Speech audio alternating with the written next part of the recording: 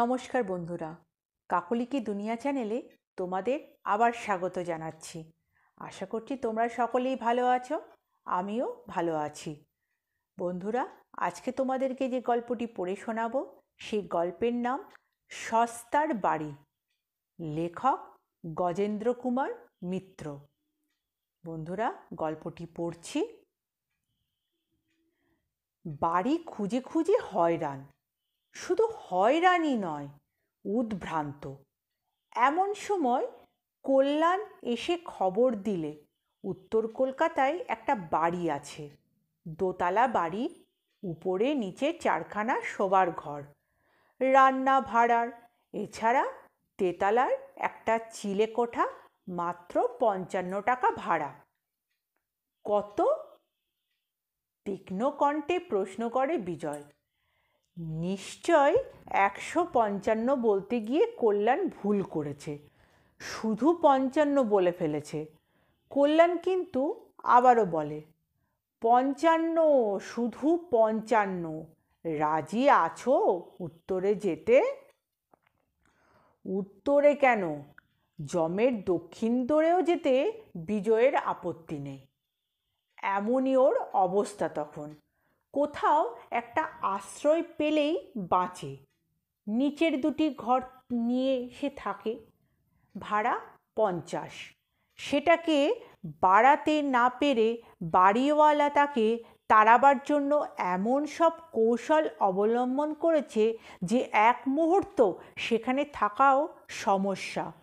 ওরা উঠে গেলে নাকি সে ৭৫ টাকা ভাড়া পাবে ওই দুখানা ঘরের।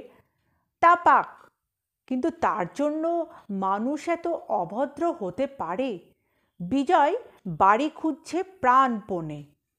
বাড়ি পেলেই উঠে যাবে, এ কথাটা তিনি কিছুতেই বিশ্বাস করতে প্রস্তুত নন। তারা ওপরে থাকে, ওরা নিচে, সুতরাং ছোটোখাটো অসংখ্য এমন অত্যাচারের সুযোগ তাদের আছে যা নিয়ে নালিশ মোকদ্দমা তো করাই যায় না।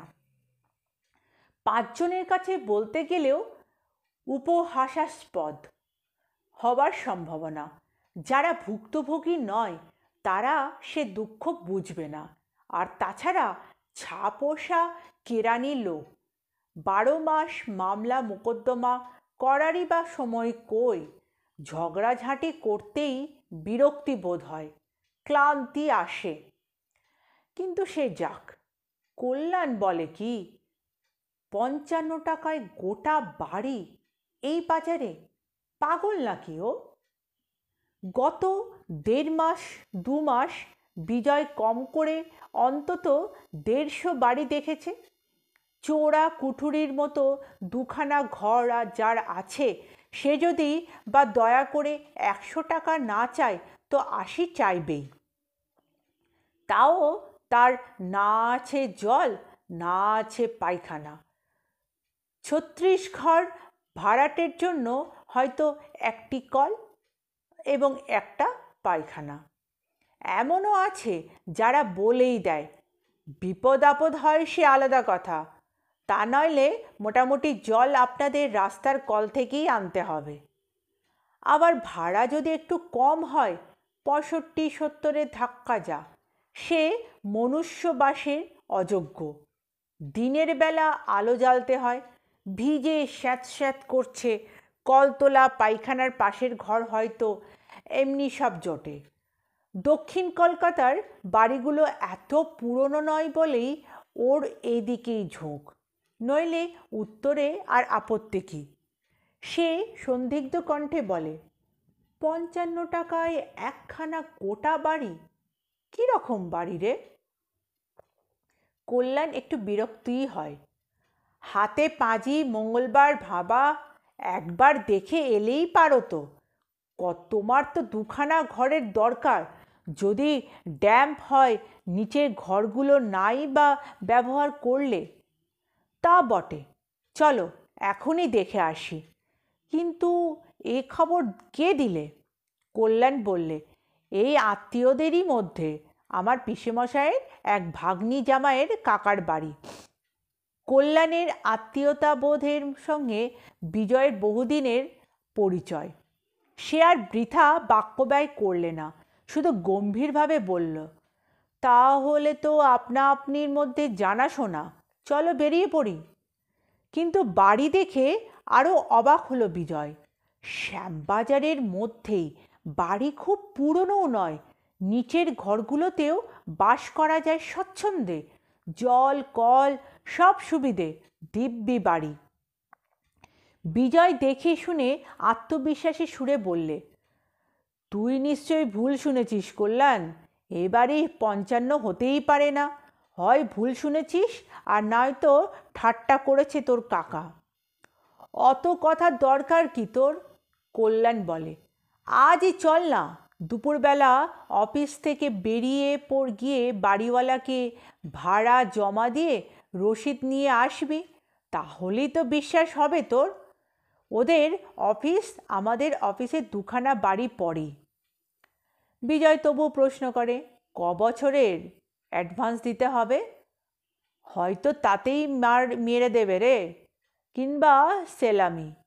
ফার্নিচার তো নেই, নইলে হয়তো কতগুলো ভাঙা কাঠ দিয়ে 2000 টাকা নিয়ে নিত। কোন দিকে পুষিয়ে নেবে তাই ভাবছি। কল্যাণ বললে, না না, তা নয়, পিসেমশাইয়ের কাছে যা শুনেছি, লোকটা খুব নির্বিবাদী। এখন সব রেন্ট কন্ট্রোল থেকে যা ভাড়া কমিয়ে দিচ্ছে, ও বলেছে কি দরকার ওসব হ্যাঙ্গামা যাবার, যা রয় তাই সয়, তাই ভালো। তবে জানাশোনা লোকে নইলে ভাড়া দেবে না, নালিশ মোকদ্দমা দাঙ্গা হাঙ্গামা করতে না হয়, এরকম একটা চিন্তা। কথাটা বিজয়ের মনে লাগলো। তখন আর অঞ্জলির সঙ্গে কথা কইবার সময় নেই, কোনো মতে দুটো নাকে মুখে গুজে অফিস দৌড়নো, তাও 15 মিনিট লেট হয়ে গেল। নেহাতি সরকারি অফিস বলেই রক্ষা, এখানে ঠিক সময় হাজির দেওয়াটা কেউ আশা করে না আজকাল। ঘণ্টাখানেক কাজ করেই দুই বন্ধু বেরিয়ে পড়ল। বাড়িওয়ালা মানুষটি খুব ভদ্র, বছর 50 বয়স, গোলগাল মোটাসোটা, গম্ভীর প্রকৃতির মানুষ। সমাদর করে বসিয়ে চা আনতে পাঠালেন। তারপর কল্যাণের মুখে বিজয়ের পরিচয় পেয়ে শুধু প্রশ্নই করলেন, বাড়ি আপনার পছন্দ হয়েছে? বিজয় উৎসাহে বলল, খুব। বলেন তো এগ্রিমেন্ট করতে রাজি আছি।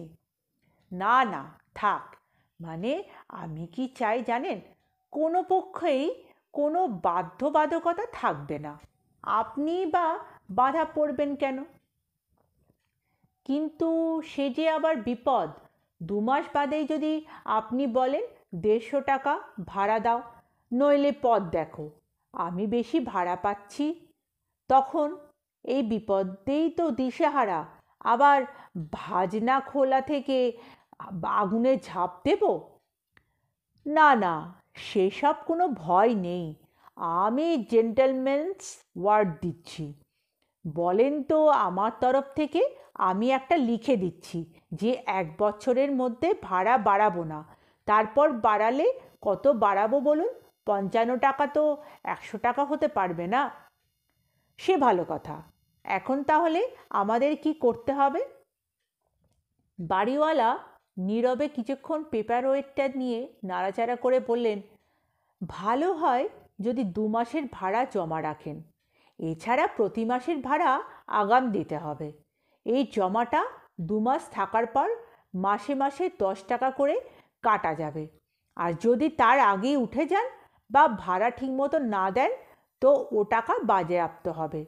আমি দেখুন স্পষ্ট কথার মানুষ, আমার অপরাধ নেবেন না। না না, ঠিক আছে, এত ভদ্রতা আমি আশাই করিনি। বিজয় পকেট থেকে চেক বই বার করে তখন 165 টাকার চেক দিয়ে রসিদ নেয়। তারপর চা খেতে খেতে বলে, তাহলে বাড়ি কবে পাচ্ছি আমি? আজই তো পেতে পারেন, শেষ ভাড়াটে চলে যাওয়ার পর চুনকাম করিয়ে দিয়েছি। আবার যদি দরকার হয় তো করিয়ে নিতে পারেন, আমি খরচ দিতে পারি, আমার পক্ষে করে দেওয়া শক্ত। কতদিন আগে গেছেন তারা? বিজয় কতকটা অন্যমনস্কভাবেই প্রশ্ন করে। তা 6 মাস হবে বোধ হয়। এতদিন বাড়ি খালি আছে? সে কি? বিজয় বিস্মিত হলো। কল্যাণ বলে, তোমাদের কপালে আছে তো, আর কি। জানলা দিয়ে বাইরের দিকে তাকিয়ে বাড়িওয়ালা বলেন, না মানে আমি ঠিক যাকে তাকে ভাড়া দিতে প্রস্তুত নয়, বুঝলেন না, হাঙ্গামা করা আমার পোষায় না। বিজয় বিজয় গর্ভে রসিদখানা অঞ্জলির চোখের সামনে মেলে ধরে বলল, বাড়ি তৈরি, এখন কবে উঠবে বলো। সে কি, একেবারে পাকা? অঞ্জলির বিশ্বাসই হয় না। তারপর সব কথা শুনে সে বলল, হ্যাঁ গো, এখনো এমন সত্যযুগের মানুষ আছে? আছে তো, দেখছি তো। দুজনে মিলে পরামর্শ করে স্থির হলো যে আগামী রবিবারেই উঠে যাওয়া সুবিধা। ওদের ঝিকে যদি শনিবার অফিস যাবার আগেই বিজয় ও বাড়ি পৌঁছে দিয়ে যায় তো সে কতক ধোয়া মোছা করে রাখতে পারবে। তারপর অফিস থেকে ফিরলে ওরা ছেলে মেয়ে নিয়ে সবাই গিয়ে ঠিকঠাক করে রেখে আসবে। কতক কতক বাজে জিনিসপত্র চাই কি রেখে আসতে পারে। সেই মতো ব্যবস্থাই হয়ে গেল। ওরা উঠে যাচ্ছে শুনে পুরনো বাড়িওয়ালা নিজে প্রস্তাব করলেন, বলেন তো আমরাও গিয়ে ধুয়ে মুছে দিয়ে আসতে পারি। না, দরকার হবে না, ধন্যবাদ, ব্যঙ্গের সুরে বিজয় উত্তর দিলেন। শনিবার দিন অফিস থেকে ফিরে বই কাগজ ইত্যাদি কিছু কিছু জিনিস একটা ট্যাক্সিতে চাপিয়ে বিজয় স্ত্রী এবং ছেলে মেয়ে নিয়ে রওনা হলো। গিয়ে কড়া নাড়তেই ওদের ঝি এসে দৌড় খুলে দিয়ে একটু বিস্মিতভাবেই বললে, ও মা, দৌড় দেওয়া আছে? ছেলেটা তাহলে গেল কোথা? কে ছেলে? কাদের ছেলে? অঞ্জলির বিস্মিত হয়ে প্রশ্ন করে। তা জানি না বাপু, কে একটা ছেলে এই বছর 7-8 এ ঘরে ও ঘরে ঘুরে বেড়াচ্ছিল। আমি যখন বারণ করে দিলুম যে দেখো খোকা, ধোয়া ঘরে কাদা পায়ে ঢুকো না, তখন নিচে নেমে এলো। তাও যতবার নিচে জল নিতে এসেছি দেখেছি খালি ঘুরে ঘুরে বেড়াচ্ছে। তা সে এলো কী করে? দৌড় দাওনি তুমি? একটু দেরি হয়েছিল, দাদাবাবু চলে যাওয়ার পর তো আর দৌড় দেওয়া হয়নি। পরে মনে হলো বটে একা রয়েছি, কেউ যদি বদমাইশ এসে ঢুকে পড়ে, তাই তখন এসে দৌড় দিয়ে গেলুম। সদরে খিল লাগিয়ে যখন উঠেছি তখনই দেখি ছেলেটা ছাদে দিয়ে নামছে। যখন দৌড় খোলা ছিল তখনই ঢুকে পড়েছে। আমি জিজ্ঞাসা করলুম, ও খোকা, তোমার নাম কি, কোথায় থাকো? তা মুচকি মুচকি হাসলে, জবাব দিলে না। ভারী ফুটফুটে ছেলে। অঞ্জলি বললে, নিশ্চয়ই এই পাশের বাড়ির কোনো ছেলে হবে, তার মা হয়তো খুঁজছে। তা গেল কোথায় সে? কি জানি, আমি তো ভাবলুম চলে গেছে। এখন তো দেখছি দৌড় তো দেওয়াই আছে। বিজয় বলল, দেখো কোন ফাঁকে আবার হয়তো উপরে উঠে গেছে। অঞ্জলি বললে, দেখো তো তরুণ মা, থাকে তো ওকে বাড়ি পাঠিয়ে দাও। কার ছেলে সে হয়তো কেঁদে কেটে খুন হচ্ছে। ঝি দোতলা তেতলা সব খুঁজে এসে বলল, কই বৌদি, কোথাও তো নেই, গেল কোথায়? বিজয় বললে, হয়তো ছাদ দিয়ে রাস্তা টাস্তা আছে। তাহলে তো বিপদ, এতটুকু ছেলেই যদি যেতে আসতে পারতো তাহলে তো অন্য লোক সহজেই পারবে। কিন্তু ছাদে উঠে দেখা গেল যে ছোট ছেলে কেন, খুব জোয়ান ছেলেও কেউ আসবে এমন সম্ভাবনা নেই।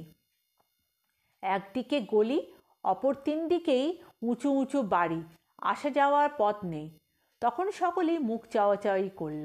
অঞ্জলি বলল, নিশ্চয়ই কোথাও ঘাপটি মেরেছিল, এখন আবার আমরা যখন উপরে খুঁজছি তখন পালিয়েছে। তা অবশ্য হতে পারে। সদর দোরের কপাট ভেজানোই ছিল। পরের দিন সকাল করে খাওয়া দাওয়া সেরে দুপুরের মধ্যেই এ বাড়িতে সবাই চলে এলো মালপত্র লরিতে বোঝাই করে। ওরা ট্যাক্সিতে করে আসবার সময় হাতিবাগান থেকে অঞ্জলির মা আর ছোট বোন মিনুকে তুলে নিয়ে এনেছিল।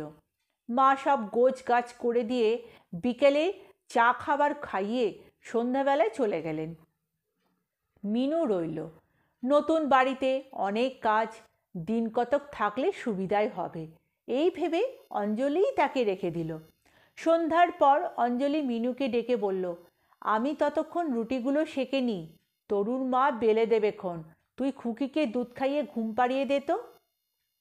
খোকা খোকা তখন তরুর মার ঘেঁষে বসে গল্প শুনছে। সে বললে, আমি এরই মধ্যে শুতে যাব বুঝি? বারে 8টায় খাবো, তারপরে তো ঘুম। মাসি কিচ্ছু জানে না। তোমার বুঝি আজ নতুন বাড়ির অনারের পড়াশোনা সব ডোকে উঠল খোকন? অঞ্জলি হেসে বলল, বাবা তো পড়াবে। বাবা কোথায়? কী সব খুচরো জিনিস কিনতে বিজয় বাজারে গিয়েছিল। মিনু খুকির দুধ গরম করে নিয়ে তাকে কোলে করেই ওপরে চলে গেল। দুধ খাইয়ে আলো নিভিয়ে এসে বিছানায় বসে খুকিকে ঘুম পাড়াতে শুরু করেছে। এমন সময় দেখল ঘরে গুটগুট করে ঢুকছে একটি ছোট্ট ছেলে। খোকনেরই বয়সী হবে, তবে খোকন নয়। এ ঘরে আলো নেই, কিন্তু বাইরের বারান্দায় আলো জ্বলছে। তারই আভাতে বেশ দৃষ্টি চলে। ছেলেটি একেবারে ওর কাছে এসে দাঁড়ালো। দুটো হাত বেশ করে ছড়িয়ে খাটের কানাটা ধরে হাসি হাসি মুখে চেয়ে রইল মিনুর মুখের দিকে। মিনু তখন খুকিকে কোলে শুয়ে প্রাণপণে চাপড়াচ্ছে আর গুনগুন করে গান গাইছে। কাজে ছেলেটিকে কিছু জিজ্ঞাসাবাদ করতেও পারল না। তবে অনুমানে বুঝল এ কালকে সে ছেলেটি বাড়ি ধোবার সময় যে ঢুকে পড়েছিল। ওর বেশ কৌতুক বোধ হলো। ছেলেটা তো অদ্ভুত, বলা নেই কওয়া নেই, অচেনা লোকের বাড়ির সপ্রতিভভাবে ঢুকে আসে। পাগলা আছে বোধহয় একটু। ভাবতে ভাবতে মনে হলো জামাইবাবু তো বেরিয়ে গেছেন, নিশ্চয় তারপর তরুর মা দৌড় দেয়নি। দেখো দেখি কি অন্যায়, এমনিভাবে অন্য লোকও তো ঢুকে পড়তে পারে। খানিকটা চাপড়াবার পর খুকির চোখ দুটো যেমন একটু বুঝে এসেছে। মিনু সামনের দিকে ঝুঁকে চুপি চুপি ফিসফিস করে বললে, ও খোকা, তোমার নাম কি? কোন বাড়িতে থাকো? ছেলেটা উত্তর দিল না, মুচকি মুচকে হাসতে লাগলো শুধু। মিনুরও আর বেশি কথা কইতে ভরসা হলো না, পাছে যদি খুকি উঠে পড়ে। খানিক পরে খুকির ঘুমটা আরও একটু গাঢ় হতে তাকে সন্তর্পণে তুলে বিছানায় শুয়ে দিলে। সেই সময় ওকে ছেলেটার দিকে পিছন ফিরতে হয়েছিল, কিন্তু সে 1 মিনিটেরও বেশি নয়। তারপর ফিরে আর ছেলেটাকে দেখতেই পেল না। মিনু তাকে ধরবার জন্য তাড়াতাড়ি উঠে বারান্দায় এলো, সেখানেও সে নেই। ছাদের দিকে উঁকি মেরে দেখলে সিঁড়ির দরজা বন্ধ।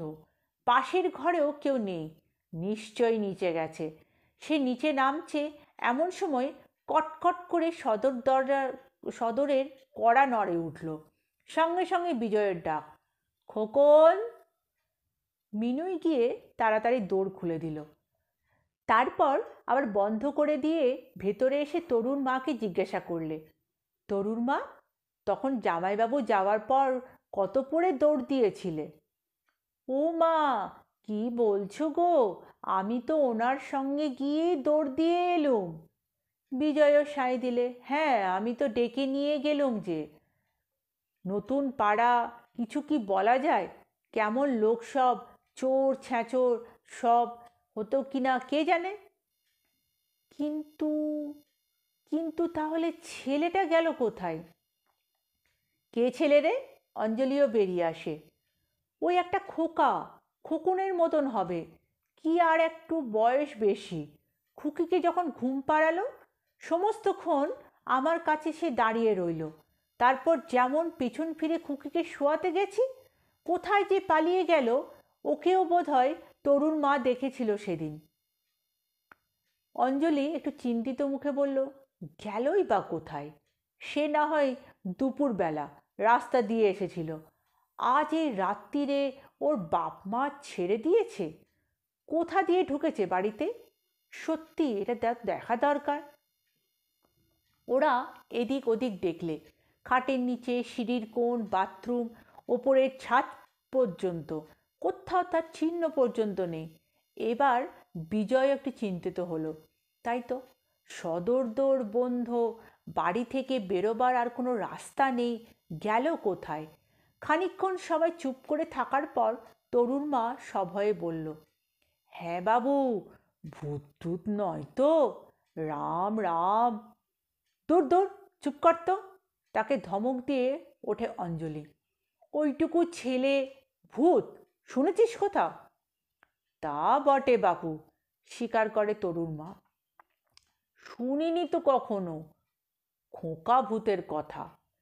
সেদিনের মতো সে প্রসঙ্গ চাপা পড়ে গেলেও অঞ্জলির গাটা ছমছম করতে লাগলো।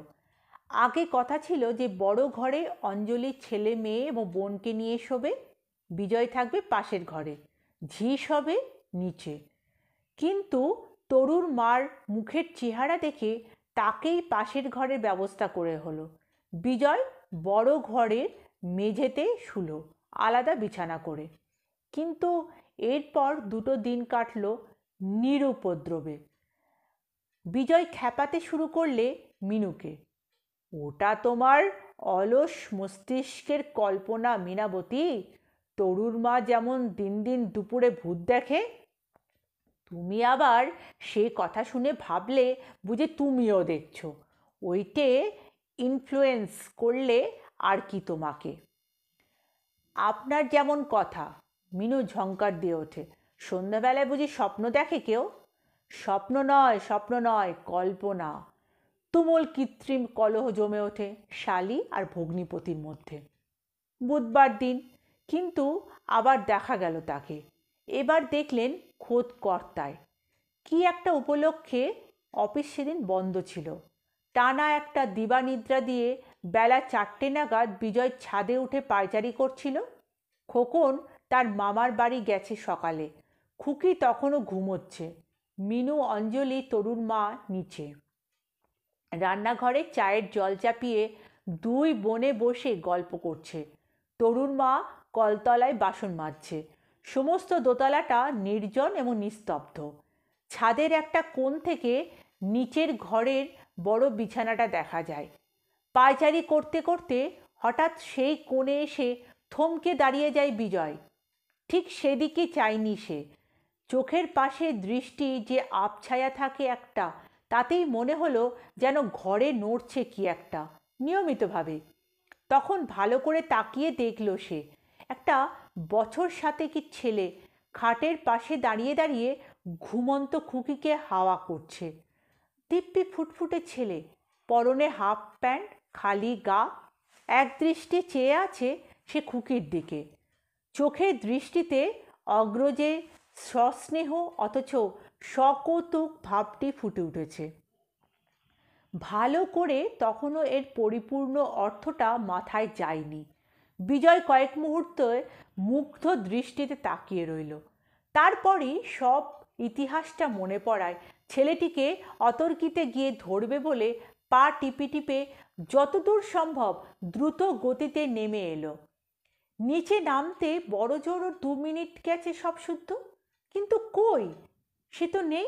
খুকি যেমন ঘুমোচ্ছিল তেমনি ঘুমোচ্ছে। তবে কি সেও স্বপ্ন দেখছিল, কিংবা কল্পনা? মিনুকে যা বলেছে তারও তাই। কিন্তু না, ওই তো পাখাখানা পড়ে আছে। ওটা সাধারণত দেওয়ালের গায়ে পেরেকে আটকানো থাকে। তাহলে ছেলেটা গেল কোথায়? খাটের নিচে উঁকি মেরে দেখলে বিজয় পাশের ঘর, ওপরের ছোট বাথরুমটা কোথাও নেই। আবার ছাদে উঠল, যদি অন্য দিক দিয়ে উঠে গিয়ে তার অলক্ষ্যে। না, তাও তো নেই। দৌড় তো বন্ধ করে নেমে এসে দোতলাটা আবার ভালো করে দেখল। তারপর একতলায় নেমে সিঁড়িতে এলো। রান্নাঘরে ওরা বসে কাপের চা ঢালছে। তরুর মা বাসন ধুয়ে জমা করে রাখছে চৌবাচ্চার পাড়ে। পাশের ঘর দুটোরই কপাটের শিকল তোলা, সদর দরজা বন্ধ। হ্যাঁ গো, তাকে দেখেছ কেউ? কাকে গো? ওর গলার আওয়াজে বিবর্ণ হয়ে অঞ্জলি বেরিয়ে আসে। মিনুর হাত কেঁপে খানিকটা চা মাটিতে পড়ে যায়। সংক্ষেপে বিজয় সব কথা খুলে বলে। অঞ্জলি সবটা ভালো করে শোনবার আগেই ছুটে গিয়ে খুকিকে বুকে তুলে নিল। তারপর সবাই মিলে বাড়িটা তন্ন তন্ন করে খুঁজল, কিন্তু কোথাও তার চিহ্নমাত্র পাওয়া নেই। তরুর মা তখন ঠকঠক করে কাঁপছে, ওর গলায় কান্নার সুর। কি হবে বাবু, আমি আর ওপরে যেতে পারবো নি। অঞ্জলি তাকে ধমক দিয়ে ওঠে। কেন, কি হয়েছে কি? এই তো 3 দিন এসেছিস, সে তোদের ভয় দেখিয়েছে না কোনো অনিষ্ট করেছে? তরুণ মা তখন যেন একটু প্রকৃতস্থ হলো। তা বটে বাপু, তা ঠিক কথা। কই, ভয় ডর তো কাউকে দেখায়নি। অঞ্জলি বিজয়কে বললে, এই জন্য বোধ হয় বাড়িওয়ালা এত সাধুতা, তাই ভাড়া এত কম। তুমি এক কাজ করো, পাড়ায় 2-1জনের সঙ্গে দেখা করো, জানো ভালো করে ব্যাপারটা কি। বিজয়ের কথাটা মনে লাগলো। চটিটা পায়ে গলিয়ে সে তখনই বেরিয়ে পড়ল রাস্তায়। পাশেই থাকেন এক রিটায়ার্ড সাব জজ। তিনি তখন বাইরের রকে বসে সকালের খবরের কাগজটা পড়ছেন। বিজয় নমস্কার করে পাশে গিয়ে বসতে তিনি মুখ না তুলে বললেন, দেখা দিয়েছে বুঝি? ভালো রকম বুঝতে না পেরে বিজয় বললে, আজ্ঞে। কাগজখানা নামিয়ে রেখে এবার ওর দিকে চাইলেন ভালো করে সাব জজ বাবু। বলছি, সেই ছেলেটাকে দেখেছেন তো? তাই তো এসেছেন। সাধারণত এত দেরি হয় না, বাড়িতে আসার পরের দিনই ছুটে আসে সবাই। একটু হাসলেন তিনি, বিদ্রূপ এবং করুণা মাখানো হাসি। বিজয় বলল, দেখেছি আমরা আসবার আগেই, তবে আপনাদের কাছে খবরটা নিতে আসবার ঠিক অবসর পাইনি। ইচ্ছে করেই একটু খোঁচা দেয় বিজয়। ও, দেখেছেন আগেই? আপনাদের সাহস আছে তো। একটু ক্ষুণ্ণই হন ভদ্রলোক। মজা এই, আপনারা একবারও ভেবে দেখেন না যে চারিদিকে যখন বাড়ির আকাল, তখন এত সস্তায় বাড়ি দেয় সে কি করে? আগে কেউ আসেন না আমাদের কাছে, তখনই মনেই পড়ে না পাড়ার এতগুলো লোক আছে, আসেন ঠকেন ঘা খেয়ে। ভয়ে ফ্যাকাশে হয়ে ছুটতে ছুটতে কত তো দেখলুম, 3 দিনও কেউ থাকতেই পারে না। আবার সেই পুরনো আস্তানাতেই ভাড়া বেশি দিয়ে ছুটে যেতে হয়। ক্লান্ত হয়ে যেন থামেন তিনি। বিজয় মনে মনে ততক্ষণ অসহিষ্ণু হয়ে উঠেছে। সে সেটা গোপন না করেই বলল, কিন্তু আসল ব্যাপারটা কি? ভূত? আবার কি ভূত? হ্যাঁ মশাই, ভূত। তবে বলি শুনুন। এই বলে তিনি কাহিনীটা শুরু করলেন। বছর 5 আগে একটি ভদ্রলোক এই ঘরটি ভাড়া নেন। আগে খুব জমিদার বড় জমিদার ছিলেন তিনি। নানা বদখেয়ালিতে যথা সর্বস্ব উড়িয়ে দিয়ে প্রায় নিঃস্ব হয়ে পড়েছিলেন। এখানে আসার পরই তার স্ত্রীর কি ভারী ব্যারাম হয়, ডাক্তার ফাক্তার ডাকেননি, ভুগে ভুগে তিনি মরে গেলেন। নিয়ে দিয়ে রইল ওই ছেলে। দিন কতক ঝি রেখেছিলেন, সেই রেঁধে দিত, অন্য কাজও করত, কিন্তু সে মাইনে পায় না, কতদিন থাকবে? তাছাড়া রান্না খাওয়ারও জিনিস থাকতো না অর্ধেক দিন। তখন কর্তা নিজেই একবেলা রান্না ধরলেন। বিকেলের জন্য কোনো দিন সে ভাতই থাকতো, কোনো দিনও বা যেদিন পয়সা কুড়ি জুটত সেদিন হোটেল থেকে রুটি মাংস কিনে আনতেন। প্রায়ই মদে বুঁদ হয়ে ফিরতেন। ছেলেটাকে ঠ্যাঙাতেন বেদম। আবার নেশা ছুটে গেলে খুব আদরও করতেন। 6টা হয়ে মরে গিয়েছিল ওই এক ছেলে। শিবরাত্রির সলতে। উপার্জনের মধ্যে ছিল শুনেছি জুয়া খেলা। যেদিন কিছু মিলত সেদিনই মদের মাত্রা বেশি হতো। যেদিন হেরে যেতেন সেদিন চুপচাপ। ছোট ছেলে একাই থাকতো বাড়িতে। উনি দৌড়ে চাবি লাগিয়ে বেরিয়ে যেতেন। আমাদের সঙ্গে কোনোদিন আলাপ পর্যন্ত করেননি। তবুও আমি একদিন মশাই উপযাজক হয়ে বললুম, আমাদের কাছে রেখে যান না কেন ছেলেটাকে? সারাদিন তবুও খেলাধুলা করতে পারে। আমার একপাল নাতি নাতনি রয়েছে। ও হরি, মুখের উপর বললে কি না। ধন্যবাদ, দরকার নেই কিছু। যত সব বদ ছেলে আপনার বাড়ির, অত মিশলে ছেলে বিগড়ে যাবে। সেই থেকে আর কথা কইনি ওর সঙ্গে, ঘেন্না হতো। এত অভদ্র ছোট লোককে কি বলবো। ওর ছাগলও যেদিকে পারে কাটুক গে। তারপর একদিন দেখি দিনেও তালা ঝুলছে। পরপর 3 দিন এমনি গেল। মনে করলুম বাড়িওয়ালা খুব তাগাদা করছে, তাই সরে পড়েছে কোথাও বাপ বেটায়। দিন রাতই তো পাওনাদাররা আসতো। একদিন বাড়িওয়ালা এলেন, বললেন, জানেন কিছু খবর? বললুম, না মশাই, কিছুই তো জানি না। তবে হ্যাঁ, আমার স্ত্রী একদিন বলেছিল ছেলেটাকে ওর মধ্যে পুড়ে রেখে যায়নি তো, মাতালের তো কাণ্ড। আমি উড়িয়ে দিলুম, দূর, তাই কখনো হতে পারে নাকি? হাজার হোক বাপ তো। তবুও কান পেতে শুনতুম, কোনো শব্দই তো হতো না। 4 দিন পরে লোকটা ফিরল একটা রিকশা করে। খুব রোগা হয়ে গিয়েছে, চক্ষু কোটরগত, হাত পা কাঁপছে। আমি তখনই এই রকি বসেছিলাম। গাড়ি থেকে নেমে কোনো মতে দরজার তালা খুলল। তারপর হঠাৎ জিজ্ঞাসা করলো, আজ তারিখ কত বলতে পারেন? আমি তারিখ বললুম। তখন বললে, আমি কতদিন আসিনি বলুন তো?